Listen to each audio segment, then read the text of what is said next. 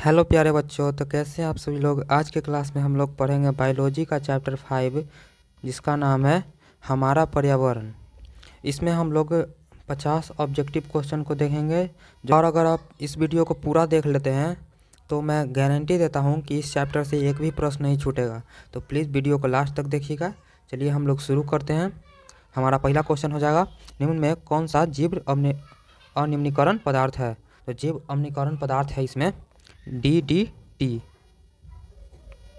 दूसरा number question है हमारा, ओजोन परत पाई जाती है। तो ओजोन परत पाई जाती है हमारा एस्ट्रोस्फीयर में ओजोन परत पाई जाती है, जो कि बीच में होता है। तीसरा नंबर क्वेश्चन कह रहा है कि निम्न में से कौन सा एक जलीय आहार श्रृंखला है। तो एक जलीय आहार श्रृंखला में क्या होगा, तो इसमें शैवाल, जलीय कीट और मछली। जैसे कि जो शैवाल, जहाँ पर हम लोग गांव के भाषा में अगर कहते हैं तो जो काई होता है नदी में जमता है, उसमें जलीय कीट जिसको वो लोग कीड़े लोग खाते हैं जो जल में होते हैं। फिर उसके बाद उसमें उस कीड़े को मछली खा जाते हैं। तो इसका आंसर बी हो जाएगा। और चौथा नंबर क्वेश्चन देख लेते हैं। चौथा नंबर क्वेश्चन कर रहा है, निम्नांकित में से किसे आप उपभोक्ता की श्रेणी में रखेंगे। तो उपभोक्ता की श्रेणी में होगा जंगली जानवर, क्योंकि हरे पौधे भी नहीं हो सकता, नील रहित शैवाल भी नहीं हो सकता, फूल पत्ते भी नहीं हो सकता, इसमें जंगली जानवर उपभोक्ता है। पाँचवा नंबर क्वेश्चन कर रहा है कि निम्न में से कौन सा एक जैविक प्रक्रम द्वारा अपघटित होने वाला पदार्थ है। तो जैविक प्रक्रम द्वारा अपघटित होने वाला पदार्थ हो जाएगा इसमें सूखे घास पत्ते। छठा नंबर क्वेश्चन कर रहा है, हरे पौधे कहलाते हैं। तो हरे पौधे कहलाते हैं उत्पादक।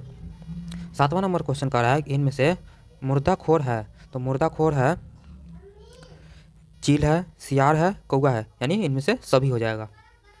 आठवां नंबर क्वेश्चन कर रहा है, निम्नलिखित में कौन अजैव निम्नीकरण है। तो अजैव निम्नीकरण है प्लास्टिक, जो कि कभी डिकम्पोज नहीं हो सकता, जो कि कभी ख़त्म नहीं हो सकता।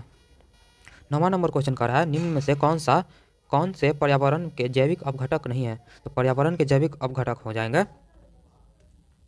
वायु। 10वां नंबर क्वेश्चन कर रहा है, निम्न में से कौन सा जैव अनिम्नीकरण प्रदूषक है। तो अनिम्नीकरण प्रदूषक हो जाएगा इसमें प्लास्टिक, जो कि कभी डिकम्पोज नहीं हो सकता, यानी ख़त्म नहीं हो सकता। 11 नंबर क्वेश्चन कर रहा है, प्रकृति में ऊर्जा का मुख्य स्रोत है। तो प्रकृति में ऊर्जा का मुख्य स्रोत है सूर्य, जो हमें रोशनी देता है, यानी ऊर्जा प्राप्त करता है।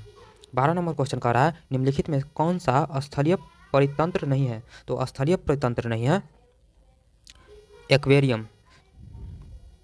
13 नंबर क्वेश्चन कर रहा है, CFC है। तो CFC का मतलब होता है क्लोरोफ्लोरोकार्बन। तो ये हो जाएगा पहला ऑप्शन, ए नंबर, क्लोरोफ्लोरोकार्बन।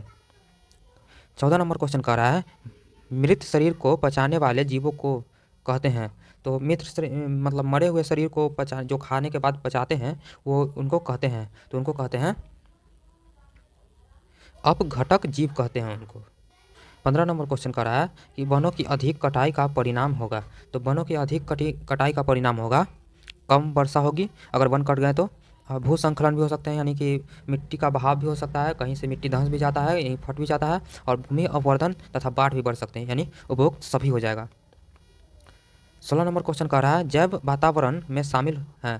तो जैव वातावरण में शामिल होते हैं जंतु, पौधे तथा मनुष्य।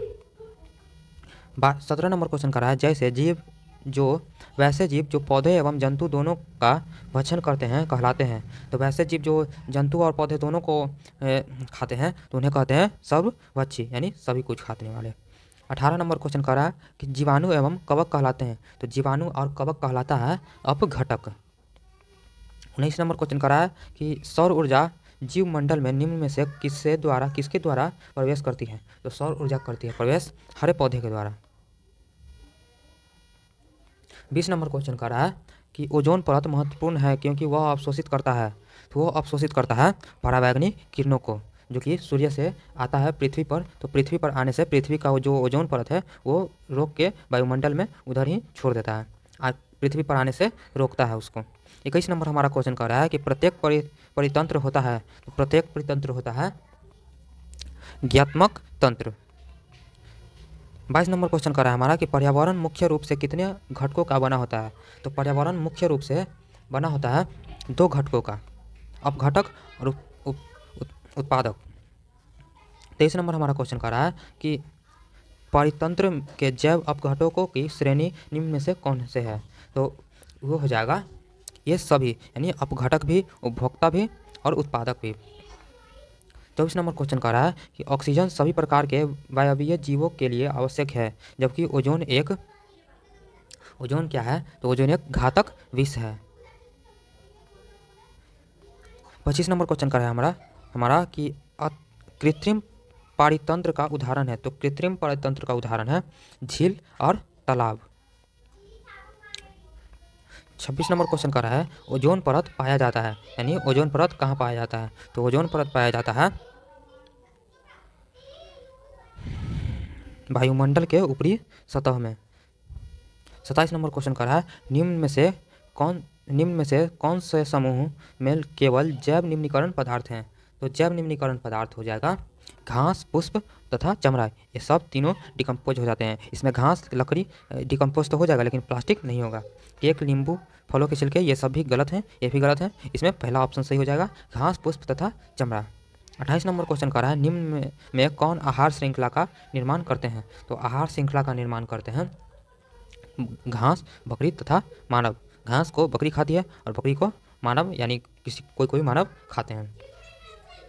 29 नंबर क्वेश्चन कर रहा है वन पारिस्थितिक तंत्र में हिरण होते हैं।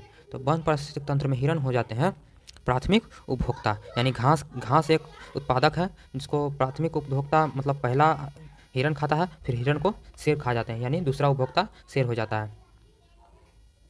30 नंबर क्वेश्चन कर रहा है हमारा कि जीव मंडल में ऊर्जा का एकमात्र स्रोत है, तो वो है सूर्य का प्रकाश। 31 नंबर क्वेश्चन कर रहा है घास स्थलीय पारितंत्र में उत्पादक है। तो घास स्थलीय पारितंत्र में उत्पादक है घास।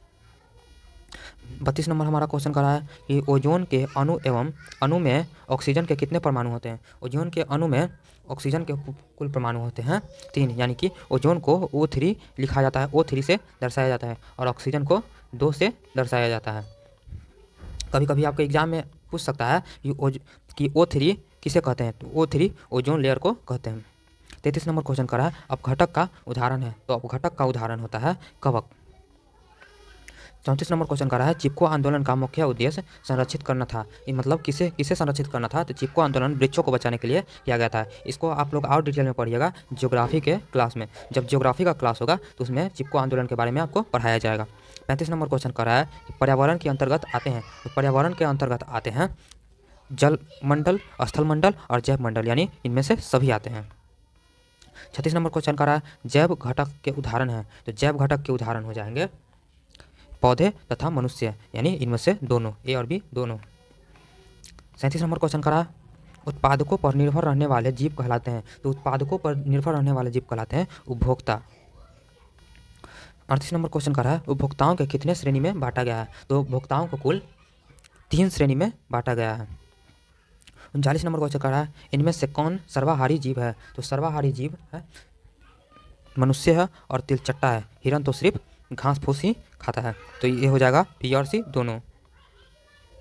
40 नंबर हमारा क्वेश्चन कर रहा है कि सूक्ष्म उपभोक्ता जीव कहलाते हैं। तो सूक्ष्म उपभोक्ता जीव कहलाते हैं, यानी सबसे छोटे उपभोक्ता जीव कहलाते हैं जीवाणु और कवक, जो कि बहुत छोटे होते हैं, तो वो सूक्ष्म हो गए। तो ए और बी दोनों हो जाएगा। 41 नंबर क्वेश्चन कर रहा है हमारा कि इनमें से कौन वन आहार श्रृंखला बनाता है? तो वन का आहार श्रृंखला बनाता है हमारा घास, हिरन और बाघ। जैसे कि घास को हिरन खाती है और हिरन को बाघ। 42 नंबर क्वेश्चन कर रहा है सूर्य के द्वारा निकला हुआ परावैंगनिक किरण कहाँ अवशोषित होता है? तो वो अवशोषित होता है ओजोन परत में। ओजोन परत जो है हमारा वो सूर्य के द्वारा निकला हुआ परावैंगनिक किरण को अवशोषित कर लेता है। 43 नंबर क्वेश्चन है कि परावैंगनिक किरण के कारण मनुष्य में कौन सा रोग उत्पन्न होता है? तो परावैंगनिक किरण के कारण जब मनुष्य कोई है और उस पर अगर परावैंगनिक किरण पड़ गया तो उसमें जहाँ उसके शरीर में पड़ेगा उस शरीर के त्वचा कैंसर हो जाता है। तो उससे बचने के लिए ओजोन परत हमें दिया गया है प्रकृति के द्वारा। वायुमंडल में 44 नंबर क्वेश्चन कर रहा है कि वायुमंडल में कितने परतों में बांटा गया है? वायुमंडल कितने परत में बांटा गया था? वायुमंडल को कुल 5 परत में बांटा गया है। 45 नंबर क्वेश्चन कर रहा है पादप खाने वाले जीव को कहते हैं। तो सिर्फ पेड़ पौधों को खाने वाले जीव कहलाते हैं शाकाहारी। 46 नंबर हमारा क्वेश्चन कर रहा है कि इनमें से कौन मानव निर्मित जैव निम्नीकरण है? तो मानव निर्मित जैव निम्नीकरण है बायोगैस।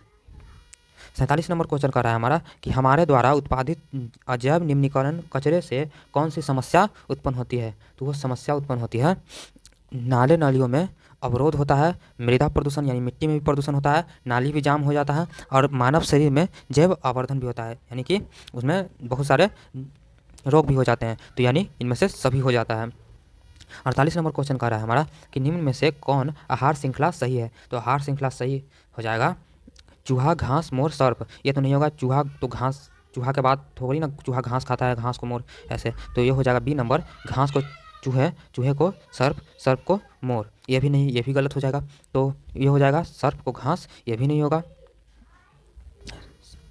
फिर घास को चूहे, फिर चूहे को मोर, और फिर मोर को सर्प, सर्प को घास, और घास को चूहे, ये भी गलत हो जाएगा। यानी इनमें से चारों गलत है, इसका ऑप्शन गलत हो जाएगा। इसका ऑप्शन गलत था, तो ये क्वेश्चन ही पूरा गलत है, तो इसे आप लोग स्किप कर दीजिएगा। 50 नंबर क्वेश्चन का है किसी पारिस्थितिक तंत्र में ग्रहण करने वाले होते हैं। तो पारिस्थितिक तंत्र में ग्रहण करने वाले कहलाते हैं उत्पादक। 50 नंबर हमारा क्वेश्चन कर रहा है निम्नलिखित में कौन उत्पादक है। तो उत्पादक होता है हमेशा घास। 51 नंबर लास्ट क्वेश्चन हमारा कर रहा है कि मैदानी पारिस्थितिक तंत्र में तृतीयक उपभोक्ता हैं। तो तृतीयक उपभोक्ता हमारा हो जाएगा सांप। तो इस चैप्टर में आपने टोटल 51 क्वेश्चन को पढ़ा। 51 मोस्ट वीवीआई क्वेश्चन है। आपने कितना इनमें से सही किया, आपका रिजल्ट इसी क्वेश्चन पर निर्भर, यही क्वेश्चन पर निर्भर करेगा कि आपने कितना सही किया। तो आपने कितना सही किया कमेंट में बताइएगा। और नेक्स्ट क्लास अभी आने वाला है, तो चैनल को सब्सक्राइब कर लीजिएगा। मिलते हैं नेक्स्ट क्लास में।